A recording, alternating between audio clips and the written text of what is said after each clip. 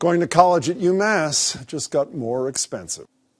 In-state undergraduate students at the system's Lowell, Amherst, Dartmouth, and Boston campuses can expect to see a 3% increase in tuition and fees. It's roughly $415 over last year.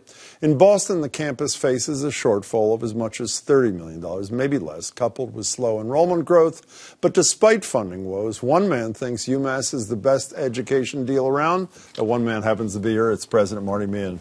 President Meehan, it's good to see you. Jim, great to be here. So another year, another tuition hike, another year when the legislature doesn't meet your fairly modest request for funding. Is this cost shifting with us for the rest of our lives from the state to the student? I hope not, because every political opinion poll that you read says that state governments, not only in Massachusetts but throughout the country, ought to do something to make a public education, particularly at a research institution, more affordable. And the fact is, over the last 30 years, if you factor in inflation, the cost of that education actually has not gone up. Who pays for it has shifted from the Commonwealth to students and their families. Well, you mentioned 30 years ago. 30 years ago, what share of the cost of a UMass education was the state? I graduated 30 years ago from, maybe a little more than that, from UMass Lowell. At that time, 85% of the budget at Lowell came from the state. Today, it's at 24%. Well, so it's shifted. Why don't they? I mean, I'm sure you're sick of this question.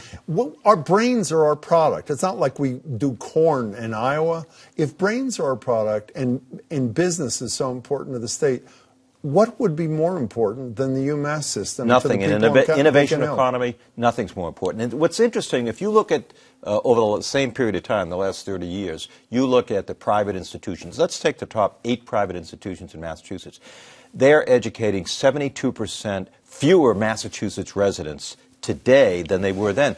UMass is educating the workforce of Massachusetts. Do you ever think about consolidation? You have 4 public universities. Someone said to me today, our education reporter, that Connecticut, comparable size, comparable taxes, has 1. Is that not one of the ways to deal with this constricted budget? Maybe we don't need Boston and Dartmouth and Lowell and Amherst all? Well, what's interesting is our campuses, 5 of them spread throughout the Commonwealth of Massachusetts, have economic impact because the medical school has tremendous economic impact in Worcester County. I think more likely where consolidation is coming, whether people want to face it or not, are the community colleges, the state universities, and UMass. I don't see how we can avoid looking at ways for efficiencies and combining some of the community colleges, for example. Community colleges are really important because there's open admissions. UMass, all the campuses have gotten more difficult to get into. That would be one way to consolidate costs. But we ought to consolidate. Are you praying that the millionaire's tax passes in November? Half of that's supposed to go to education. It doesn't say higher or lower, whatever. I mean, that could be your salvation, could it not? It could be, but the key to it is, the truth is, whenever there's new revenue, it's been difficult for public higher education in this state to get it. So I think one of the things we need to do at the University of Massachusetts is develop a strategy, and I've talked with the Senate President Stan Rosenberg about this. Develop a strategy to say, and from Amherst. That's right, and what are we going to do if this passes? And we need to demonstrate, maybe even before the election, what we would do with this money, how we would keep costs and not have tuition increases, Does UMass Boston hurt your case? I mean, a $30 million deficit, maybe it's down to 10, depending on what day you read. Many of the troubling decisions, the political connections of some people, the deficit itself, you have said, I wasn't in the loop. You were in the loop picking the interim chancellor, if that's what it's called. The first thing Barry Mills does is propose getting rid of the daycare center.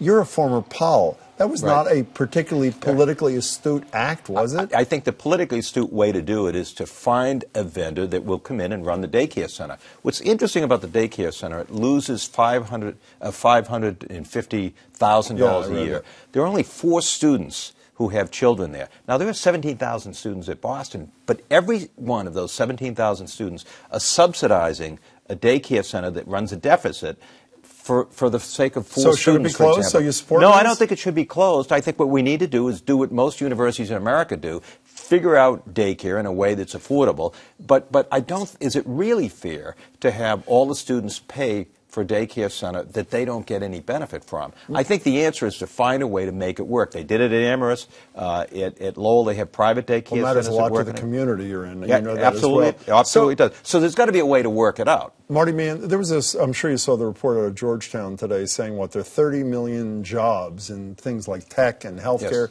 that do not require a 4-year degree. So people read that tuition's gone up, that there's been cost shifting from the state onto the student and his or her family. They read the Georgetown report.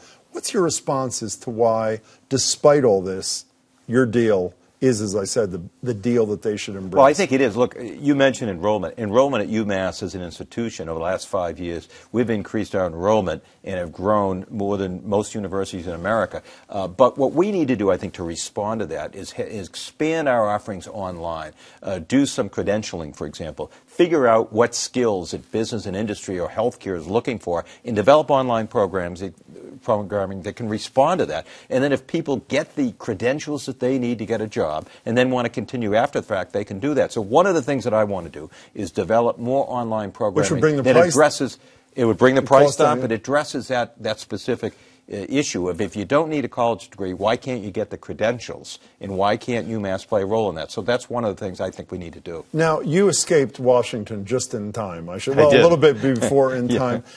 Travel ban. You have thousands and thousands of international students. Do you not? Am I right about that? We thousands of students, but also faculty, and 2 of our faculty members are UMass Dartmouth. By the way, engineering faculty, if there's anything Massachusetts needs, it's more competent engineers. And they were detained coming back from an engineering conference in France at Logan Airport. So is that experience, and even if most of those students are not from one of the 6 affected countries, does the, for lack of a better expression, environmental impact of this travel ban have a negative impact on a place like yours that's so dependent on these international students? It does. I think it negatively impacts our ability to attract world-class faculty. And when UMass attracts faculty, we attract faculty from all over the world.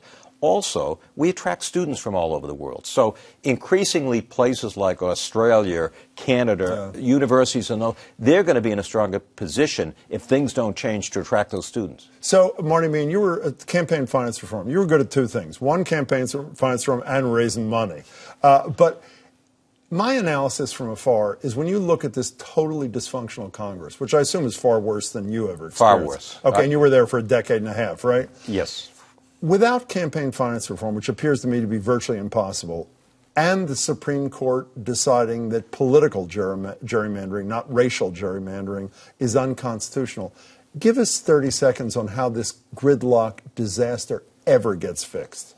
That's a good question. The Supreme Court composition has to change. Remember, when we passed McCain-Feingold, we won on a 5-4 vote of the Supreme Court, and then Sandra Day O'Connor left the court, and it shifted 4-5 against campaign finance reform. I think look, John McCain was diagnosed with brain cancer, and if you look at McCain's career and what he has, his independence, his transparency, I think more members of the House and the Senate ought to look at his ability to work across the party lines, to cut against the grain, to work with Democrats as well as Republicans. That would help a lot. The other point that you make, the point of gerrymandering, and I talked to a lot of my former colleagues, Republican and Democratic, the Democrats are as responsible for these districts. Democrats that want not a 55 or 58% district, but they want an 85% district so that they can't elect Democrats in other states. That has to change. Redistricting should be based on the merits and the demographics, and it would help Democrats. How glad are you where you are rather than there? It's a tough job, but I wouldn't want to be in Washington because every day we accomplish more at UMass than, frankly, I think they are in the Congress. Glad you slid that in. Thank you very much. It's good to Appreciate see you, it, Jim. UMass president.